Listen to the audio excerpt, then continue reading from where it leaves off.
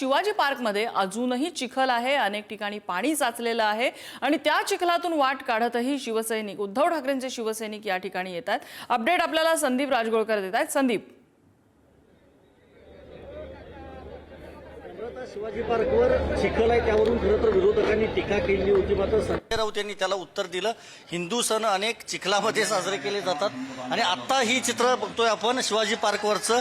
या चिखलामधून वाट काढत शिवसैनिक, मग त्यामध्ये महिला असतील आणि पुरुष शिवसैनिक असतील, ते सगळे वाट काढत हे जिथं जागा मिळेल तिथं यायचा खरं तर प्रयत्न करतायत। ही दृश्य आपण पाहतोय, म्हणजे पाणी मोठ्या प्रमाणामध्ये अजूनही या ठिकाणी साठलेलं आहे आणि जे मुख्य गेट आहे त्या गेटवर नम्रता खरं तर पंपिंग चालू आहे, म्हणजे पाणी बाहेर काढायचा देखील प्रयत्न खरं तर सकाळपासून केला जातोय। हे सगळे शिवसैनिक आलेले आहेत। कुठून आला काका तुम्ही?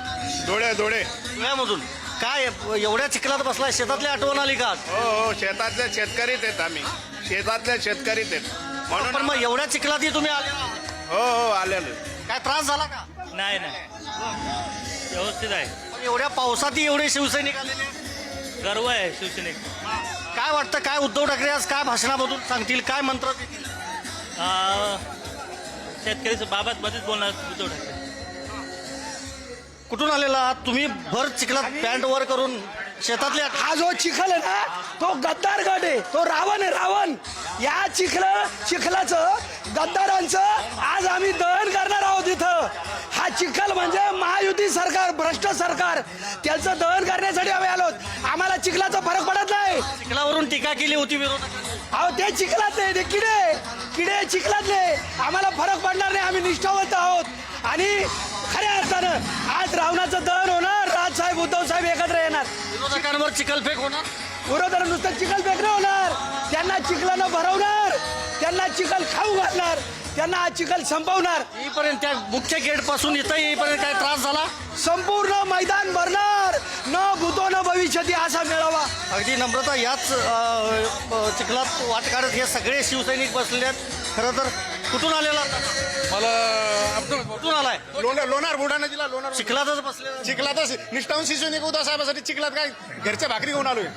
हा, आजच आलाय? आज झालं गावावरून। चिखलावरून विरोधकांनी टीका केलेली होती, शिंदेंनी जागा बदलली। नाही, त्यांना आता चिखलातच दाखवायचं, चिखलात त्यांची जागा चिखलातच आहे। एकनिष्ठ शिवसैनिक।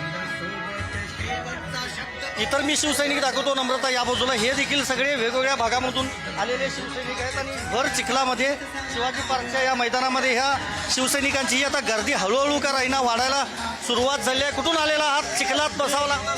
मी अलिबागून आलेला आहे। काय उद्धव बाळासाहेबांचा कठ्ठल 36 वर्षाचा शिवसैनिक आहे। काय माझ्या हृदयात श्वास असेपर्यंत शिवसेना सोडणार नाही। पावसाचं सावट आहे, मैदान भरेल असं वाटतं का? शिवाजी पार्क भरेल? काही नाही, पाऊस अजिबात नाही पडणार। पाऊस गेला, काही चिंता करण्याची गरज नाहीये। मला काय वाटतं? आम्ही पक्षाला घाबरत नाही, म्हणजे कशाला घाबरत नाही पावसाला, कारण काय हा पारंपरिक मेळावा आहे आमचा। शिवसैनिकांचा हा पाया आहे, म्हणजे फाउंडेशन बोलतात ना, ते आहे। त्याच्यामुळे आमचं काहीच वाकडं नाही होणार कधीच।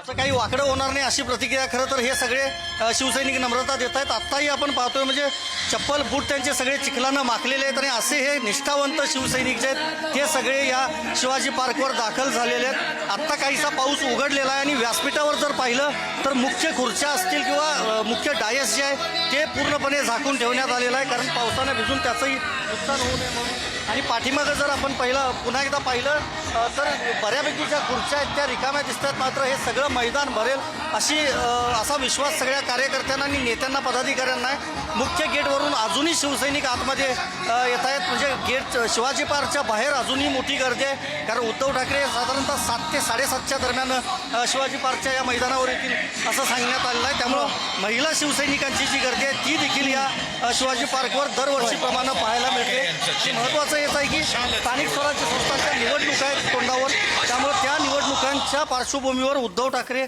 कुणाकुणावर टीका करतात, नेमका काय संदेश त्यांची देतात, तोफ नेमकी कुणाकुणावर धडाडणार, कुणावर निशाणा असेल हे बघणं औत्सुक्याचं असेल। संदीप, अपडेट घेत राहू तुर्तास। धन्यवाद या माहितीबद्दल।